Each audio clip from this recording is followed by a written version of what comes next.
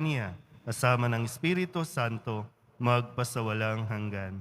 Amen. Magsiupo muna ang lahat.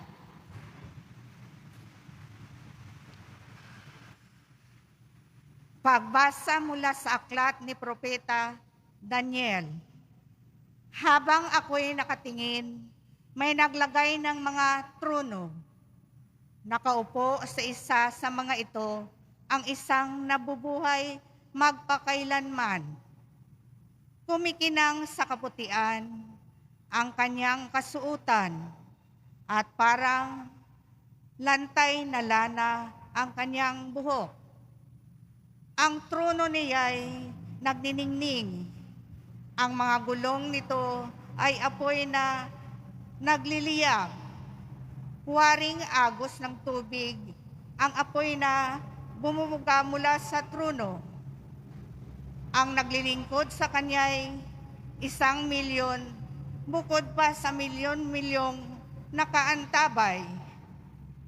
Humanda na siya sa paggagawad ng hatol at binuksan ang mga aklat.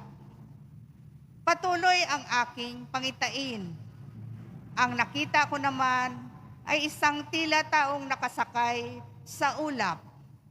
Bumaba ito at lumapit sa nabubuhay magpakailanman. Binigyan siya ng kapamahalaan, ng karangalan at ng kaharian. Siya ang paglingkuran ng lahat ng tao, bansa at wika. Ang pamamahala niya ay di matatapos at di babawiin at hindi mawawasak ang kanyang kaharian. Ang salita ng Diyos. Salamat sa Diyos. Panginooy maghahari, lakas niya'y mananatili. Panginooy maghahari, lakas niya'y mananatili. Ang puon ay maghahari, magalak ang kalupaan. Lahat kayong mga pulo ay magsaya at magdiwang. Ang paligid niya'y ulap na lipos ng kadiliman. Kaharian niya'y tapat at salig sa katarungan. Panginooy maghahari, lakas niya'y mananatili. Iyaong mga kabundukay, natutunaw parang pagkit sa harapan ng dakilang Panginoon ng daigdig. Sa langit ay nahahayag yaong kanyang katuwiran. Sa lupa ay makikita ang kanyang kadakilaan. Panginooy maghahari, lakas niya'y mananatili. Ikaw poon ay dakila at hari ng buong lupa. Dakila ka sa ilinmang mga Diyos na ginawa. Panginooy maghahari, lakas niya'y mananatili.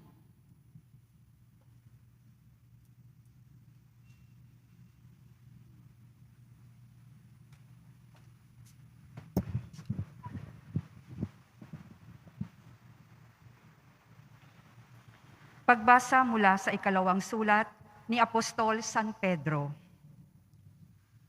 Mga pinakamamahal, ang ipinahayag namin sa inyo tungkol sa muling pagparito ng ating Panginoong Hesukristo na puspos ng kapangyarihan ay hindi sa mga alamat na katha lamang ng tao. Nasaksihan namin ang kanyang kadakilaan nang ipagkaloob sa kanya ng Diyos Ama ang karangalan at kapurihan. Ito'y nangyari nang marinig ang tinig mula sa dakilang kaluwalhatian ng langit. Ito ang pinakamamahal kong anak. Siya ang lubos kong kinalulugdan. Narinig namin ito sapagkat kami kasama niya sa banal na bundok. Kaya naman, lalong tumibay ang aming paniniwala sa ipinahayag ng mga propeta. Makabubuting ito'y pag-ukulan ninyo ng pansin, sapagkat ang nakakatulad nito ay isang ilaw sa karimlan na tumatanglaw sa inyo hanggang sa mamanaag ang araw ng Panginoon at ang sinag ng tala ng umagay maglagos sa inyong puso. Ang salita ng Diyos. Salamat sa Diyos. Magsitayo po ang lahat.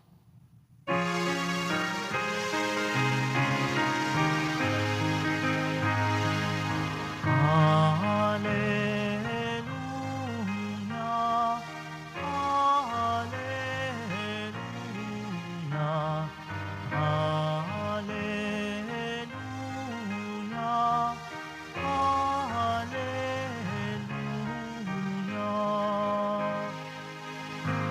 Sabi ng Diyos ay pakinggan ang anak niyang minamahal na lubhang pinalulugdan. Hallelujah, hallelujah, hallelujah, hallelujah.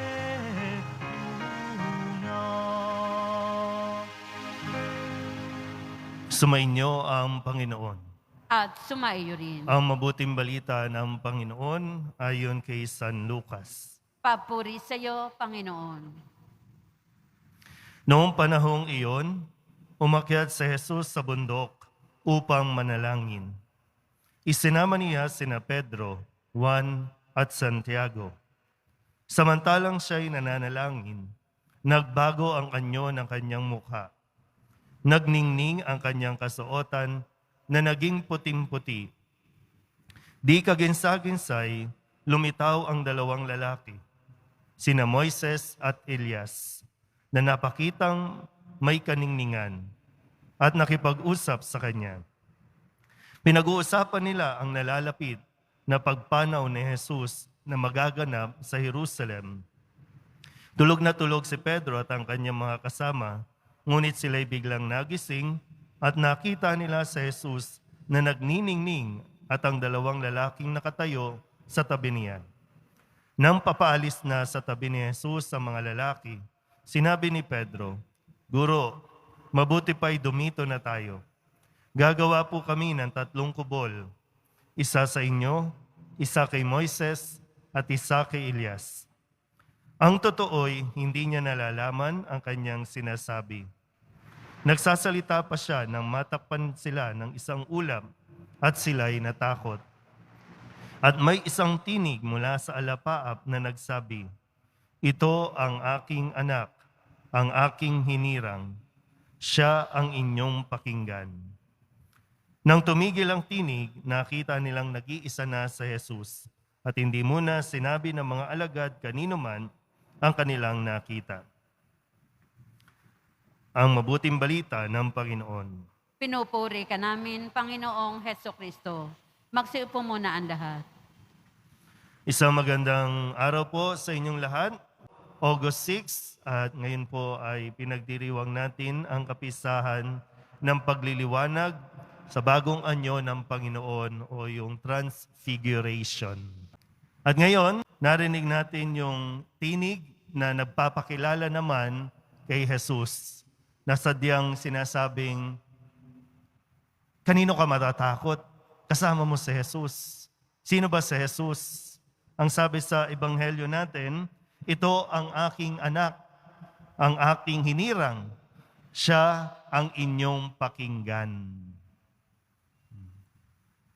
So sa relasyon, mahalaga yung marunong tayong makinig. So sa pagpunta natin dito, lagi nating i-evaluate din, kamusta ba yung relasyon natin sa Diyos? Sino ba ang madalas na nakikinig? Tayo ba ang nakikinig sa Poong Nazareno? O ang gusto lang natin, ang Nazareno ang makinig sa atin? Malinaw kasi na dapat tayo ang makinig sa Poong Nazareno. Alam niya yung ating nararamdaman, alam niya ang ating kalungkutan, alam niya ang ating mga kahinaan at kakulangan. lalo tigit ang ating mga pangangailangan. So, maibibigay naman yan. Basta't manalig lang tayo, manampalataya tayo, at lalo tigit, kilalanin natin siya at pakinggan. Binibigay naman sa atin kung ano yung mga solusyon sa ating mga pinoproblema. Pero madalas lang kasi, kapag oras na ng pakikinig, ayaw mo rin makinig. Salita ka lang ng salita. No? Parang yung, kahit nga pag nasa misa, no? Lagi natin din pinapaalala, pag nasa misa, sa misa. Minsan natutokso pa rin na magrosaryo, magnobina, magdasal, habang nagmimisa. Kaya hindi natin tuloy napapakinggan kung ano ang kanyang mga sinasabi sa atin. Siya yung maggagabay para maranasan din natin yung naranasan ni na Pedro, Juan at Santiago. Makikita natin ang tunay na kaluwalhatian ng poong Jesus Nazareno doon sa langit. Amen? Magsitayo po ang lahat.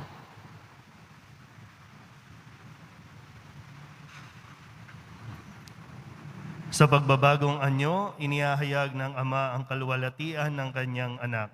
Hindi natin nakikita ngayon ang kanyang kaluwalhatian, subalit sa ating paghihintay sa kaharian, manalangin tayo sa Ama sa ngalan niya. Ang ating itutugon, loobing mong sumikat sa amin ng iyong kapangyarihan at kaluwalhatian, Panginoon. Loobin mong sumikat sa amin ang iyong kapangyarihan at kaluwalhatian, Panginoon. Sa pamamagitan ng simbahan, naway magdingning ang kaluwalhatian ni Kristo habang tapat tayong nakikinig sa Kanya. Manalangin tayo. Loobin mong sumikat sa amin ang iyong kapangyarihan at kaluwalhatian, Panginoon. Ang mga bansa naway maakay ng minamahal na anak sa mga landas ng kapayapaan at katarungan. Manalangin tayo. Loobin mong sumikat sa amin ang iyong kapangyarihan at kaluwalhatian, Panginoon. Tayo naway lumago sa biyaya at sa gayoy mamasdan ng iba ang liwanag ni Kristo sa ating buhay. Manalangin tayo.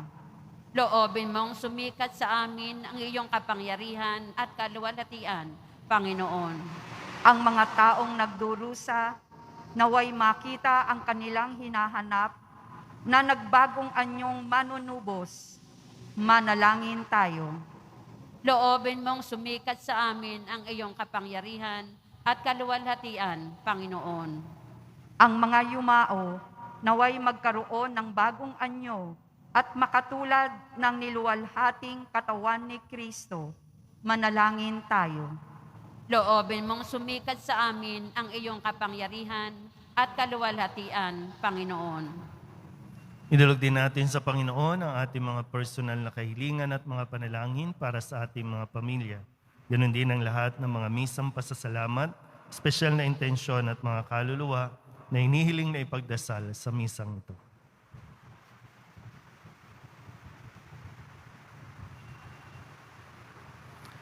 Ang lahat ng ito hinihiling namin sa ngalan ni Kristong aming Panginoon. Amen. Magsiupo muna ang lahat. Magsitayo na po ang lahat. Manalangin kayo mga kapatid upang paghahain natin ang kalugdan ng Diyos sa mga makapangyarihan.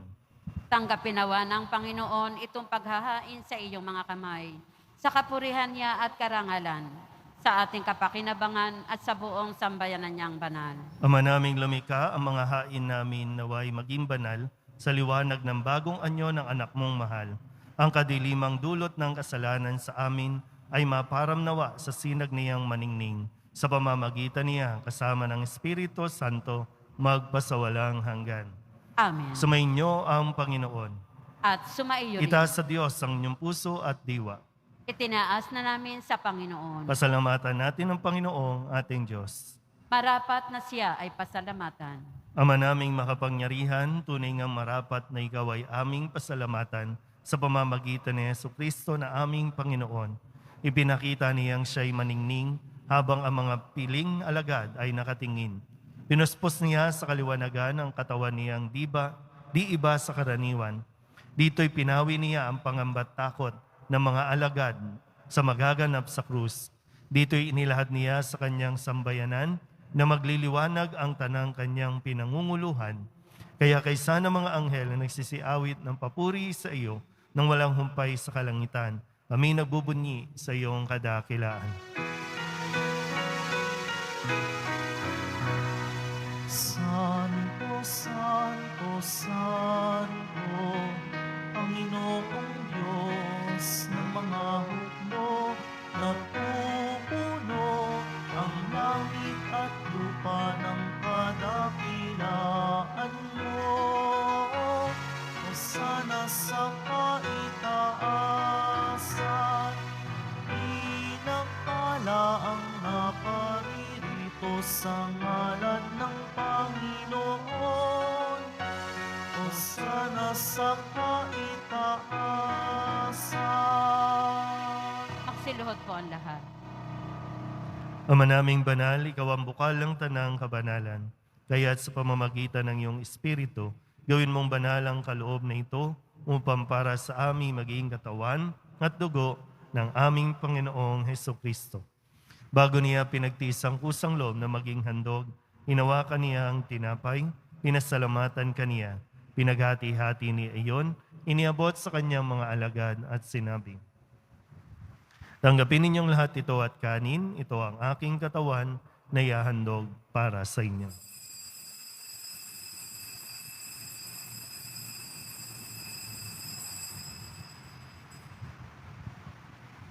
Gayun din naman nang matapos ang hapunan, hinawakan niya ang kalis, muli kaniyang pinasalamatan.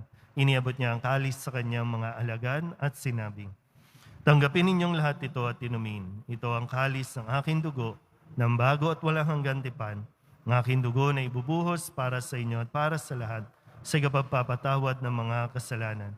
Gawin ninyo ito sa pag-alaala sa akin.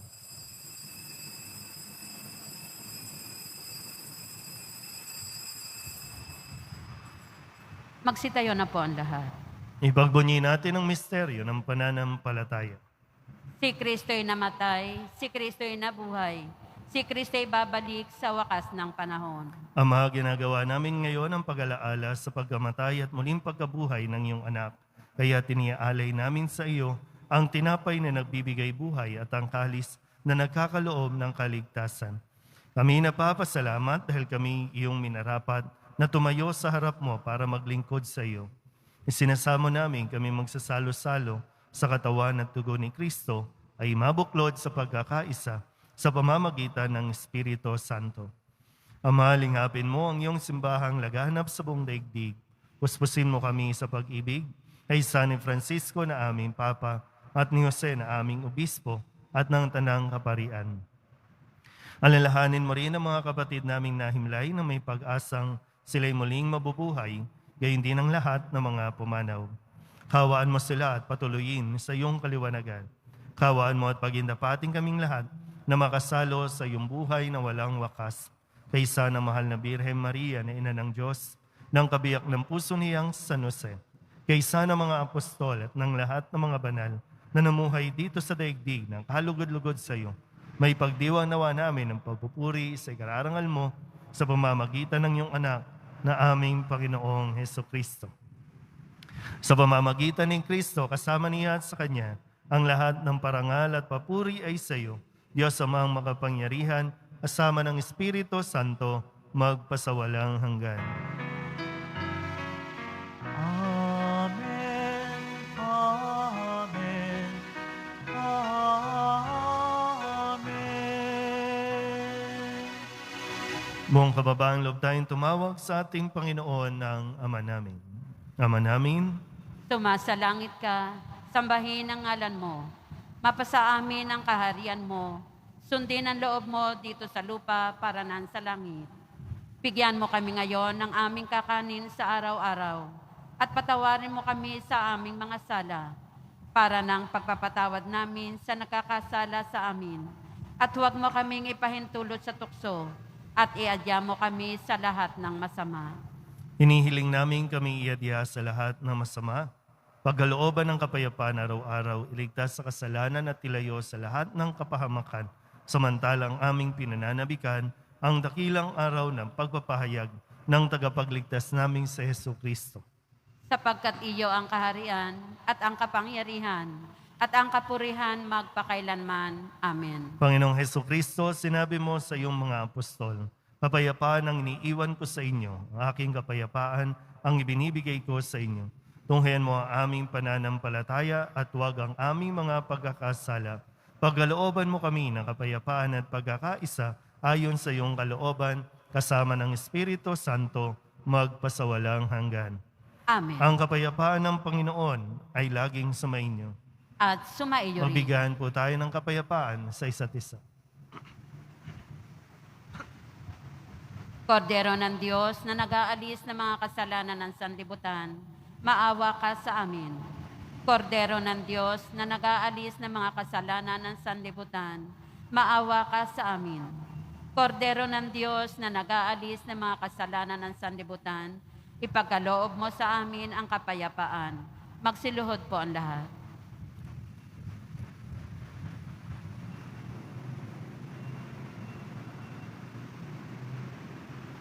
Ito ang kordero ng Diyos. Ito ang nag-aalis ng kasalanan ng sanlibutan. Mapalad ang mga inaanyayahan sa kanyang piging.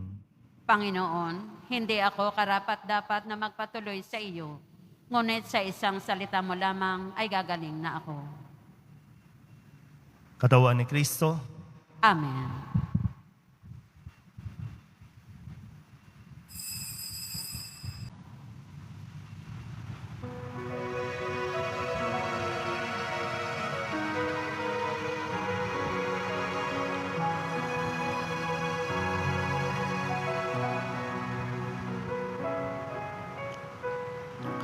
Bago ka pa man isilang,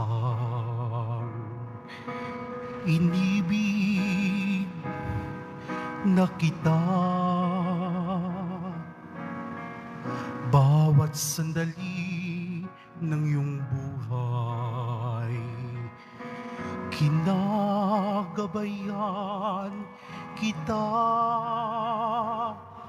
Alam ko ang iyong kalungkutan,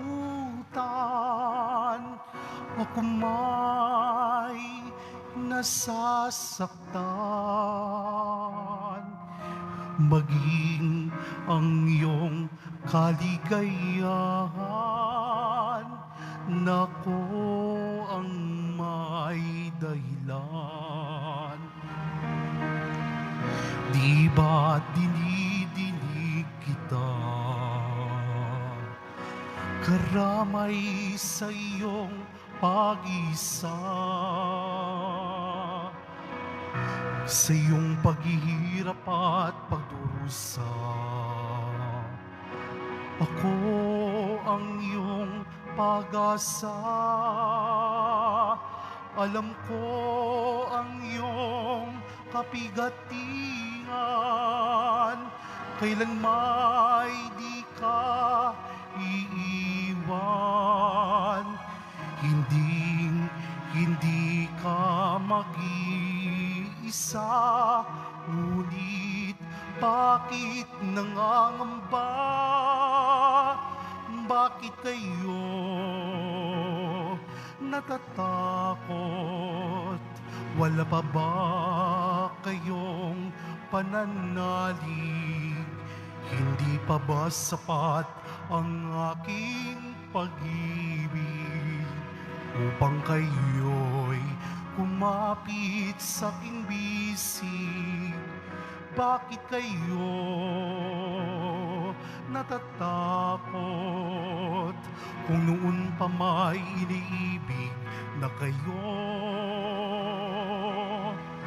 Magtiwala ka, hindi kita pababayaan. Pag-ibig ko sa'yo'y walang hanggan. Magsitayo na po ang lahat. manalangin tayo.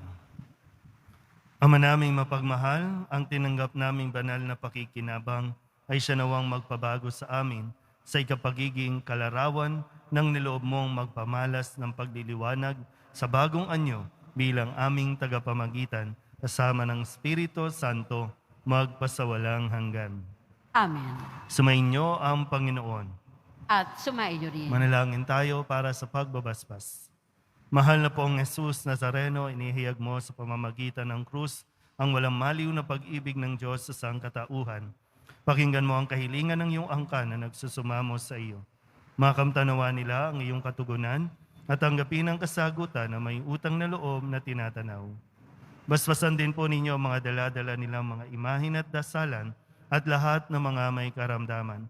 Sa pamamagitan ng bendisyon na ito, naway maalala nila ang mga pangako nila noon sa binyag na ikaw ang kanilang ibigin at paglilingkuran bilang Panginoon magpasawalang hanggan. Amen. At pagpalain kayo ng makapangyarihang Diyos, Ama at Anak at Espiritu Santo. Amen. Umayo kayong taglay ang kapayapaan ng Poong Jesus Nazareno. Salamat sa Diyos. Magandang umaga po.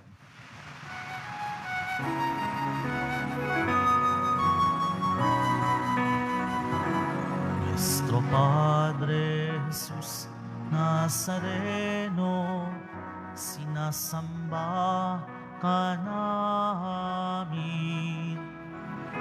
Pinipintuho ka namin. Aral mo ang aming buhay at kaligtasan.